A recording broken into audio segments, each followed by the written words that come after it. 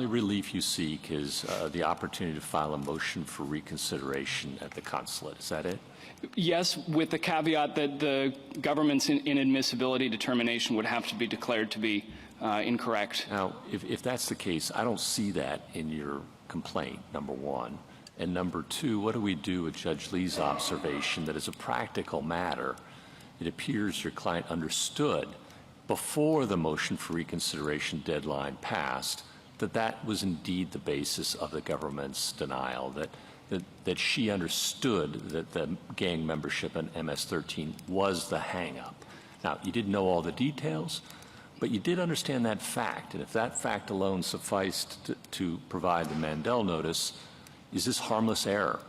No, and let me try and take the second part of Your Honor's question first. We actually, Ms. Muñoz and Mr. Asensio Cordero did not guess correctly. The government said, at page 107 and 108 of the joint appendix below, the government said that the tattoos were merely the suspicion which triggered the inquiry. So there was no correct guess of the factual basis for the denial at all. But I think that's slicing the baloney a little thinly, counsel, because yes, you thought the tattoos were the basis. But you thought the tattoos were the basis because they suggested gang membership, which is exactly what the government thought, too. But even there's a very significant difference between gang membership, there are hundreds of these gangs, and the specific gang that they ultimately provided 3 years later. Now, I'll be very concrete with how we would have done this differently if we'd have even known that bit of information.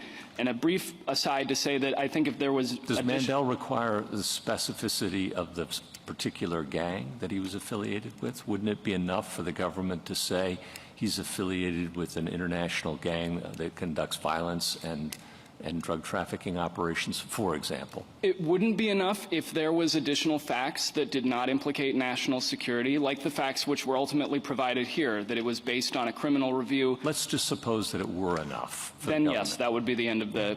End of the case. That would be harmless error then. But well, no, because, again, it wasn't enough here because there's no additional fact on the record that would have allowed Mr. Asensio Cordero and Ms. Muñoz to have any idea how this man was never been convicted or charged of any crime. I understand that. I appreciate that fact. But if your client understood that gang membership was the problem, and if the government said gang membership, if that were enough to satisfy Mandel, why doesn't it follow that any error here is harmless? Well, to clarify, and I don't want to put too fine a point on it, but that would only be enough if if you're talking about such a significant figure that even indicating what gang he may belong to is not, it would implicate national security. In almost all cases, there's going to be facts that can... I don't know whether it would implicate national security. I'm positing it might satisfy Mandel. Well, I think based on the facts here, you would at the very least need the name of the gang. Because, and let me come back to the point about what we would have done differently. Because had we known MS-13 was the gang, at page 44 of the joint appendix, there's a declaration from a gang expert which was submitted in April 2016.